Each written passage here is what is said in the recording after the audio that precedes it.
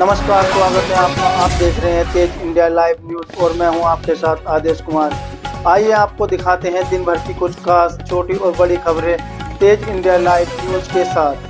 आपको बता दें खबर जनपद बिजनौर से, जहां बिजनौर में युवती की तरबूज खाने के बाद हुई मौत का मामला। फैली खबर बता दें आपको, परिजन और युवती ने खाना खाने के बाद खाया था तरबूज। अचानक युवती की बिगड़ी तबीयत, उपचार के दौरान हुई मौत। वहीं उपजिलाधिकारी विजय शंकर नगीना टीम के साथ पहुंचे गाँव। बता दें परिजन और उपजिलाधिकारी ने बीमारी से युवती की मौत होने की कही बात। तरबूज खाने से युवती की हुई मौत की फैली थी झूठी खबर। वहीं बिजनौर के कोतवाली देहात क्षेत्र के गाँव शेरनगर नरैनी का मामला। बिजनौर से संवाददाता गुड्डू भारती की देखिए खास रिपोर्ट। और यह जो किसने भी खबर भिजवाई है, अफवाह भिजवाई है, वो गलत है। वो कोई फूड पॉइजन से नहीं हुई है। उसने भी खाना खाया था, मैंने भी जो तरबूज खाया था, मेरी वाइफ ने भी, एक बच्चे ने और ने खाया था। अगर फूड पॉइजन होता तो सभी को होता। ये फूड पॉइजन नहीं है, उसको मूवमेंट हो गया। हम उसको बिजनौर ले गए, बिजनौर ले जाकर डॉक्टर ने उसको मृत्यु घोषित कर दिया। इसमें कोई फूड पॉइजन वाली या कोई कुछ नहीं हुआ। ये अफवाह जिसने भी फैलाई है, गलत फैलाई है। ना हमने किसी को अपना स्टेटमेंट दिया है, ना किसी ने कुछ किया है। और हो सके तो हम उनके खिलाफ कार्रवाई करेंगे इस चीज़ की। अच्छा, तरबूज को लेके जो है तरबूज नहीं सर, ये तरबूज को लेके बिल्कुल गलत है। तरबूज तो हमने 4 सदस्यों ने और ने भी खाया था। अगर फूड पॉइजन होता, तरबूज से नुकसान होता तो हम सबको होता। हमें इस बात का किसी बात को कुछ नहीं, ना हमें कोई उल्टी आई, ना कोई चक्कर आया, ना हमें कोई तबीयत ख़राब हुई, ना हमने कोई ट्रीटमेंट लिया, कुछ नहीं। तो आपकी बेटी का क्या नाम था? मेरा बेटी का नाम मुस्कान बानो था, 21 साल उसकी उम्र थी। तो डॉक्टर ने वहाँ से क्या बताया? डॉक्टर ने ये कहा कि इसको अटैक हुआ है। शेरनगर नरैनी में हुई मृत्यु के संबंध में सूचना मिलने पर मैं गांव पर पहुंचा और पीड़ित जनों के परिवारजनों से वार्ता की। पीड़ित जनों के परिवारजनों द्वारा बताया गया कि मृतिका खाना पीना खाने के बाद तरबूज खाई थी और उसके परिवार के अन्य सदस्य, उसके माता पिता भी तरबूज खाए थे, परंतु उन परिवार के अन्य सभी सदस्यों की में से सभी स्वस्थ हैं, उनकी कोई तबीयत खराब नहीं हुई थी। और उसकी तबीयत खाना पीना खाने के बाद लोगों के बताने पर ख़राब होने लगी। उनको ले जाकर बिजनौर हॉस्पिटल दिखाए गए और उपचार के दौरान उसकी मृत्यु हुई है।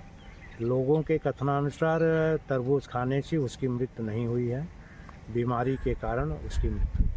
बता दें खबर बिजनौर से, जहां बिजनौर के सदर तहसील परिसर में पहुंचे सैकड़ों की तादाद में किसान यूनियन के कार्यकर्ताओं ने अपनी अनेक मांगों को लेकर किया धरना प्रदर्शन। बता दें किसान नेता हेवेंद्र धनगढ़ ने लेखपाल और कानूनगो पर भ्रष्टाचारी करने का आरोप लगाया है। किसान नेता ने बताया कि अधिकारी दाखिल खारिज में धांधलीबाजी कर पैसे की मांग करने का आरोप लगाया है। वही बता दें अपनी अनेक मांगों को लेकर एक ज्ञापन उपजिलाधिकारी बिजनौर ऋतु रानी को दिया है और कहा कि किसानों के गन्ना भुगतान अभी तक मिल द्वारा नहीं किया गया है और प्राइवेट स्कूलों में ज्यादा फीस, स्मार्ट मीटर से किसान परेशानियों से जूझ रहा है। उपजिलाधिकारी ने समस्याओं का समाधान करने का आश्वासन दिया है। बिजनौर से संवाददाता गुड्डू भारती की देखिए खास रिपोर्ट।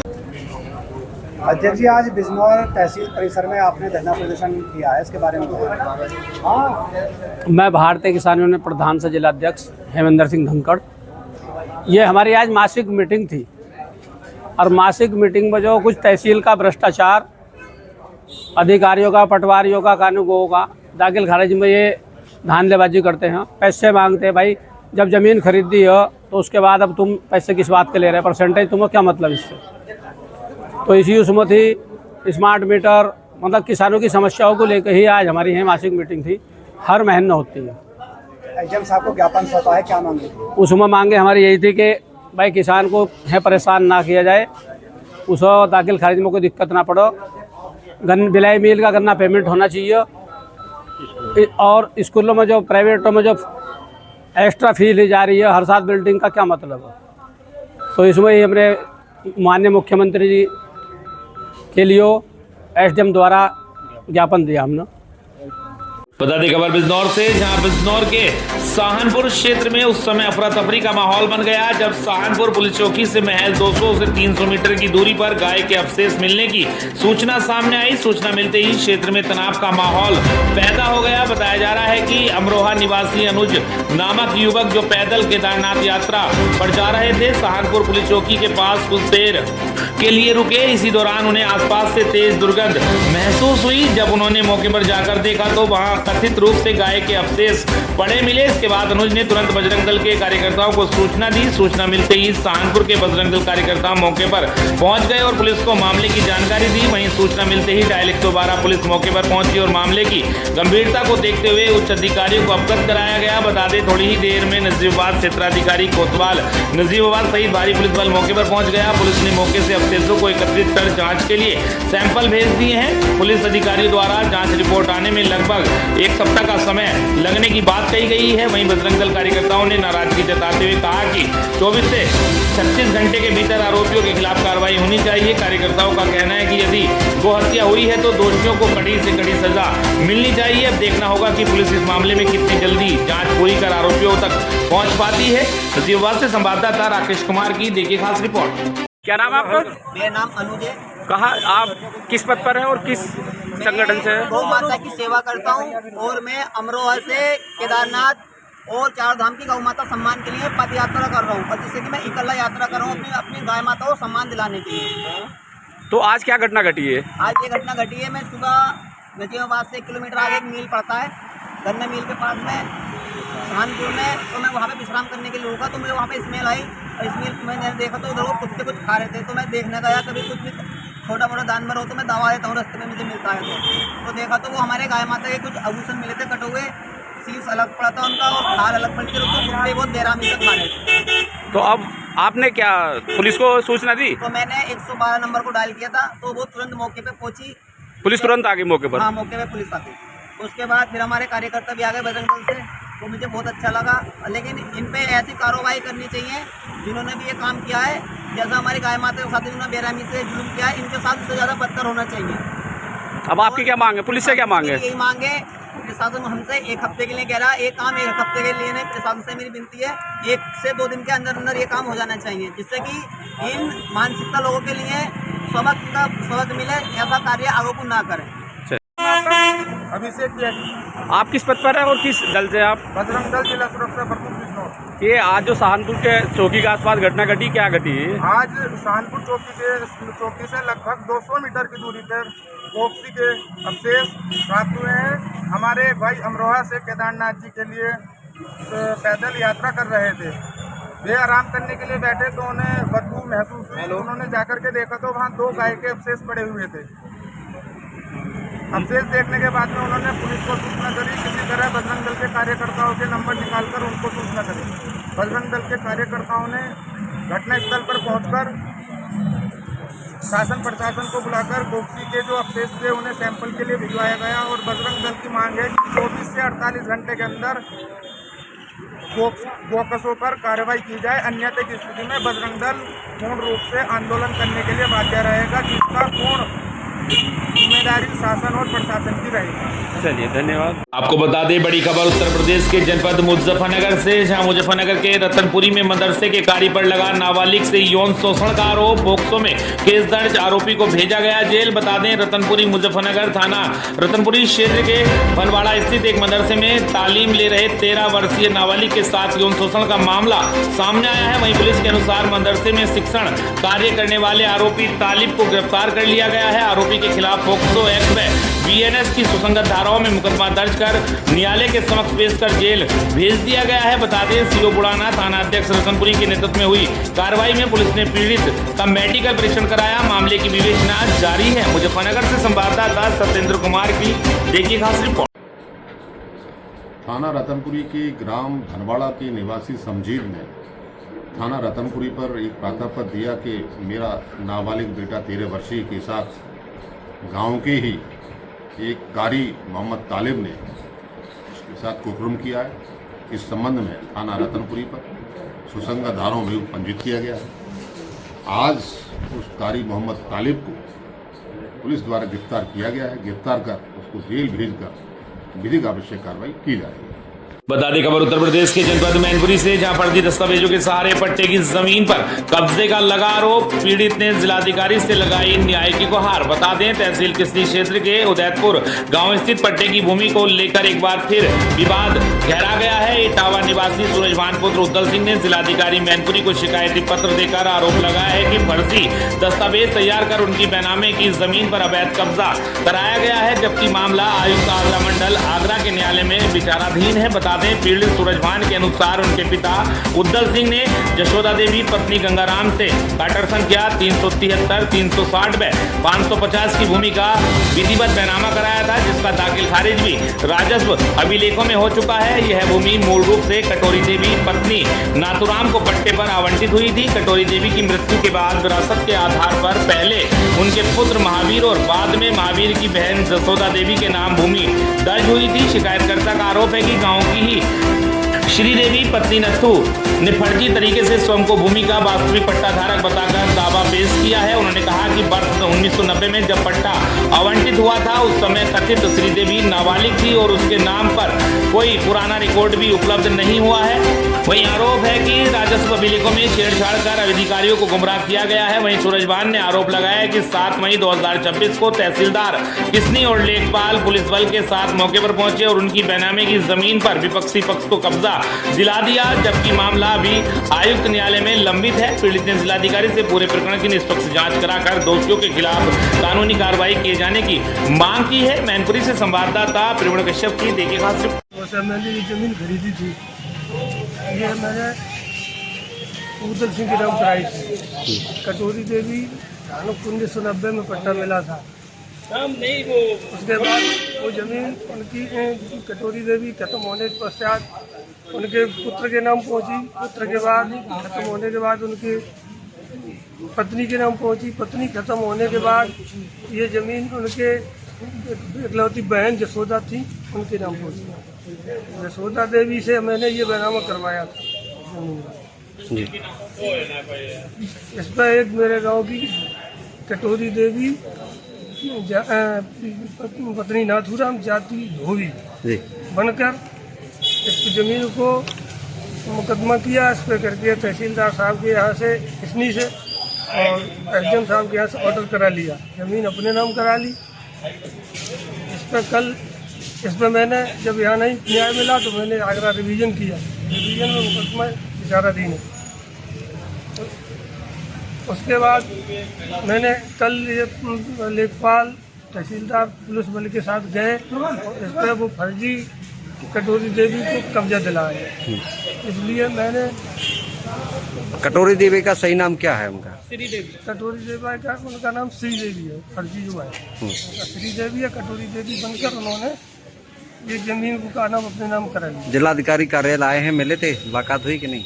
अभी सर जिलाधिकारी महोदय से आप मिली, क्या आश्वासन दिया? अभी नहीं मिल पाई है, एक दिन गया था, मिल गई। ठीक। बता दें खबर वहीं मैनपुरी से ही, जब मैनपुरी पहुंची सांसद डिंपल यादव ने की प्रेस वार्ता। बंगाल में चुनाव की प्रक्रिया हुई उसको हमने देखा है। उत्तर प्रदेश में चुनाव में कार्यकर्ताओं को धमकाया जाता है जिससे बस्ता न लग सके। वहीं वोटरों को डराने के लिए मतदाताओं को धमकाया जाता है। जिस तरह से यूपी में किया गया था उसी तरह से बंगाल में किया गया है। समाजवादी पार्टी के ममता की पार्टी से अच्छे रिश्ते रहे हैं। चुनाव आयोग से मांग है लाइव काउंटिंग फुटेज उपलब्ध कराई जाए। समाजवादी पार्टी को ईसी से निष्पक्ष चुनाव की उम्मीद नहीं है। वहीं ईसी बीजेपी के लिए गिरोह की तरह से काम कर रही है। बीजेपी वाले एक विचारधारा के लोग दूसरी विचारधारा वालों को स्वीकार नहीं करेंगे। वहीं बीजेपी वालों ने बंगाल में स्वामी विवेकानंद की प्रतिमा पर तिलक लगाया है। समाजवादी पार्टी पीडीए के साथ मिलकर चलेगी। प्रदेश में जहां जहां रेप हुए हैं प्रतिनिधिमंडल के साथ पुलिस भी पत्थर खा रही है। उत्तराखंड के चंपावत में रेप की घटना में बीजेपी के नेता इन्वॉल्व थे। अंकिता भंडारी केस में सबूत मिटा दिए गए। बुलडोजर से रिसोर्ट गिरा दिया गया। जिन राज्यों में बीजेपी की सरकार है वहां महिलाएं सुरक्षित नहीं है। बंगाल में चल रही हिंसा का जिम्मेदार कौन? 2027 के चुनाव में भी बंगाल का चलन चलेगा, लेकिन हमारे कार्यकर्ता तैयार रहेंगे। मैनपुरी से संवाददाता प्रवीण कश्यप की देखिए खास रिपोर्ट। सुरक्षा बलों का कहर रहता है चुनाव के समय, और किस तरह से एक तरह से डर का माहौल क्रिएट किया जाता है और कार्यकर्ताओं को धमकाया जाता है कि वो बूथ तक ना जाए। अपना बस्ता ना लगा पाएँ, या जो हमारे बूथ एजेंट्स होते हैं जिनको अंदर रहना होता है, बूथ अध्यक्ष लोगों को वोट डलाने के लिए, तो उनको भी बाहर कर दिया जाता है बूथ से। तो आखिरकार ये भारतीय जनता पार्टी के लोग ने जो एक किया है बंगाल में, मैं समझती हूँ जिस तरह उत्तर प्रदेश में उन्होंने चुनावों को नतीजों पे पहुँचाया था, उसी तरह बंगाल में भी उसी तरह कार्य करके ये लोग सत्ता में आए हैं। अखिलेश यादव की मुलाकात की है, उन्होंने कहा हम आपके साथ इस तरीके से क्योंकि समाजवादी पार्टी के हमेशा से अच्छे रिश्ते रहे हैं, और वहाँ जाके जो प्रेस कॉन्फ्रेंस हुई है उसमें कहा गया है कि हम चाहते हैं कि काउंटिंग वाले दिन जिस तरह से यूट्यूबर्स लाइव करते हैं, अब ये टेक्नोलॉजी का ज़माना है, अब लाइव करना कोई बहुत बड़ी बात तो रह नहीं गया है। हमने देखा कि किस तरह से लाइव जो फुटेजेस अवेलेबल थी, तभी जब चंडीगढ़ में जब मेयर के चुनाव थे तो उसमें जो धांधली हुई थी वो पकड़ी गई थी। तो समाजवादी पार्टी की ये मांग है कि जब चुनाव होंगे उत्तर प्रदेश में, तो वहाँ पे स्पेशली जब काउंटिंग वाले दिन हम चाहते हैं कि वहाँ से लाइव फुटेजेस हो, लाइव कवरेज किया जाए उसे, क्योंकि भारतीय जनता पार्टी तो अपने आप को बहुत ही टेक्नोलॉजिकली आगे बताती है। तो समाजवादी पार्टी की मांग है, और इलेक्शन कमीशन से तो हमें कोई उम्मीद ही नहीं है। जिस तरह से इलेक्शन कमीशन काम कर रही है गिरोह की तरह, पूरी तरह भारतीय जनता पार्टी के पक्ष में काम कर रही है, क्योंकि उनको संरक्षण मिला हुआ है भारतीय जनता पार्टी से। समाजवादी पार्टी डेलीगेशन में जिलाधिकारी महोदय ने शिकायत की है कि लोहिया जी की मूर्ति पर आपत्तिजनक चीज डाली गई, जिसकी कहाँ पे डाली? नहीं, ये तो भारतीय जनता पार्टी तो एक विचार वाले लोग हैं ना, ये तो कभी दूसरी विचारधारा। आपको बता दें खबर उत्तराखंड के जनपद हरिद्वार से, हरिद्वार के बहादुरगढ़ निवासी 50 वर्षीय उदयवीर की पहचान 3 दिन बाद करने में उत्तराखंड पुलिस की कोतवाली नगर पुलिस को बड़ी सफलता मिली है। बिरला रोड स्थित गंगा माता मंदिर के पास 5 मई को मिले अज्ञात शव की पहचान उसके हाथ पर गुदे उदयवीर बहादुरगढ़ नाम के आधार पर की गई है। बता दें पुलिस ने गूगल और हरियाणा पुलिस की मदद से मृतक के गाँव तक पहुंच बनाई और व्हाट्सएप पर भेजी गई तस्वीर से ग्रामीणों से उनकी पहचान की पुष्टि की है। बाद में मृतक के छोटे भाई संजय ने हरिद्वार पहुंचकर सबकी पहचान अपने बड़े भाई उदयवीर पुत्र रणवीर निवासी नेताजी नगर बहादुरगढ़ जिला झज्जर हरियाणा के रूप में की है। पोस्टमार्टम और पंचायतनामा की कार्रवाई के बाद सबको परिजनों को सौंप दिया गया, जिनके द्वारा खड़खड़ी शमशान घाट में अंतिम संस्कार किया गया है। परिजनों ने भावुक होकर कहा कि यदि उत्तराखंड पुलिस इतनी मेहनत नहीं करती तो उन्हें अपने भाई के अंतिम दर्शन भी नसीब नहीं हो पाते। इस सराहनीय कार्य में निरीक्षक भरत सिंह, कांस्टेबल अमित भट्ट,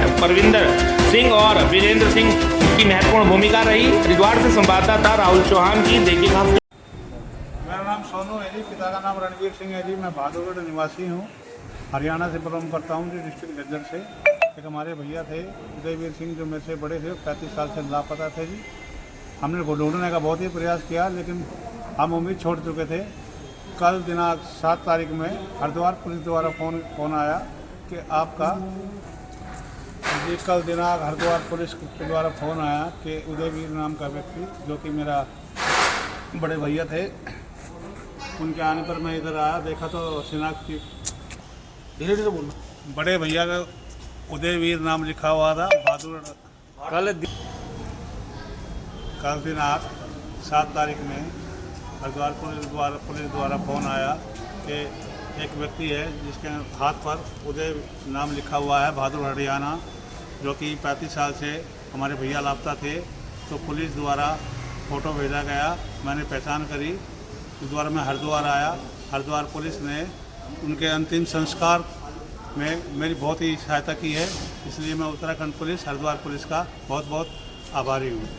खबर हरिद्वार के सिडकुल से, जहां सिडकुल में ऑपरेशन बिहार के अंतर्गत सिडकुल पुलिस की ताबड़तोड़ कार्रवाई जारी। बता दें सार्वजनिक स्थानों व ढाबों में बैठकर जाम छलकाना नशाखोरों को पड़ा भारी, कुल 62 नशेड़ी दबोचे। बता दें शराबियों द्वारा नशे में सिडकुल फैक्ट्रियों की छुट्टी के समय निकलने वाली महिलाओं पर फफंदियां कसने की लगातार शिकायतें मिल रही थी। वहीं हुड़दंगियों को नशीयत खुले में शराब पीकर हुड़दंग किया तो कानूनी कार्रवाई से नहीं बच पाएंगे। बता दें मुख्यालय स्तर से चल रहे ऑपरेशन बिहार के अंतर्गत वरिष्ठ पुलिस अधीक्षक जनपद हरिद्वार द्वारा सार्वजनिक स्थानों में होटल ढाबों में शराब पीकर हुड़दंग मचाने वाले सामाजिक तत्वों के विरुद्ध कार्रवाई किए जाने के संबंध में सभी थाना प्रभारियों को निर्देशित किया गया है। इसी क्रम में सिडकुल क्षेत्र में फैक्ट्रियों से छुट्टी के समय हुड़दंगियों द्वारा राह चलने वाली महिलाओं पर पाबंदियां कसने की शिकायतों पर लगाम लगाने के प्रयास के दृष्टिगत दिनांक 8/5/2026 को थाना सिडकुल पुलिस द्वारा थाना अध्यक्ष अजय शाह थाना सिडकुल के नेतृत्व में अलग अलग टीमें बनाकर सार्वजनिक स्थानों, शराब की दुकानों में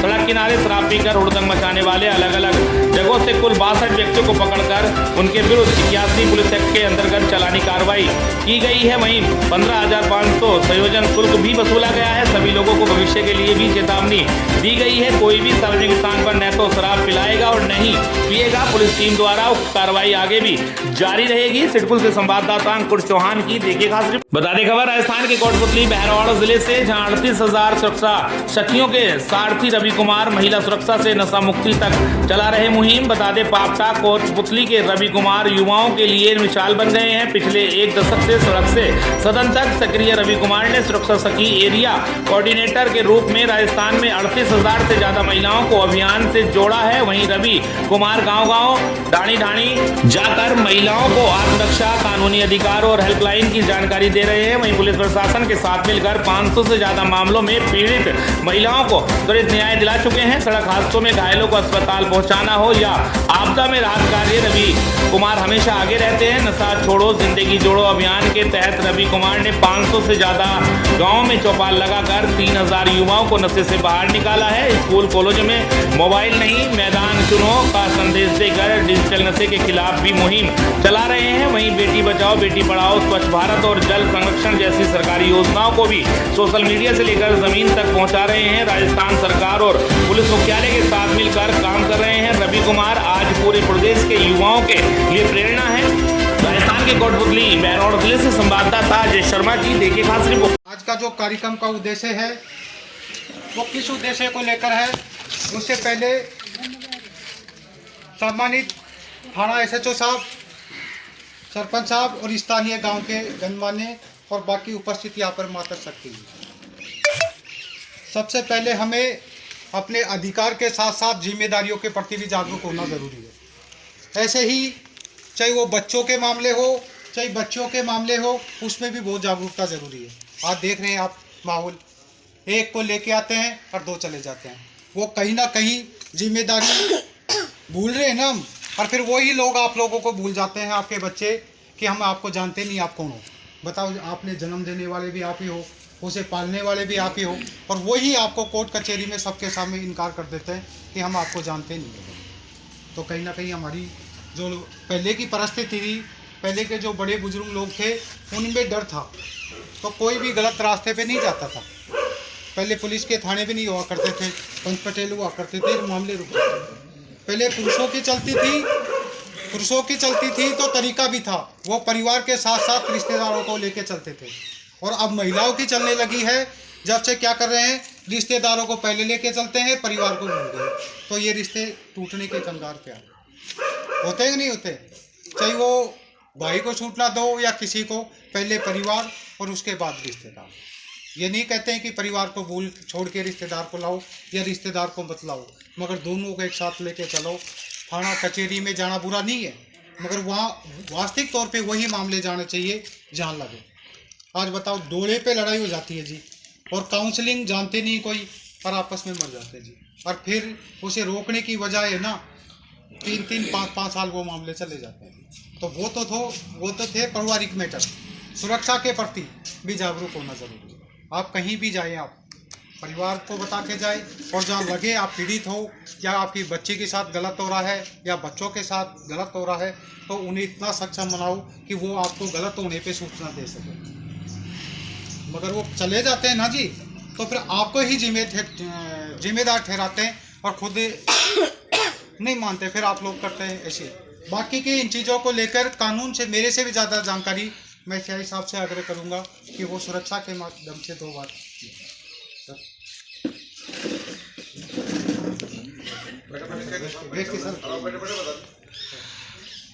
रवि जी ने बता दिया।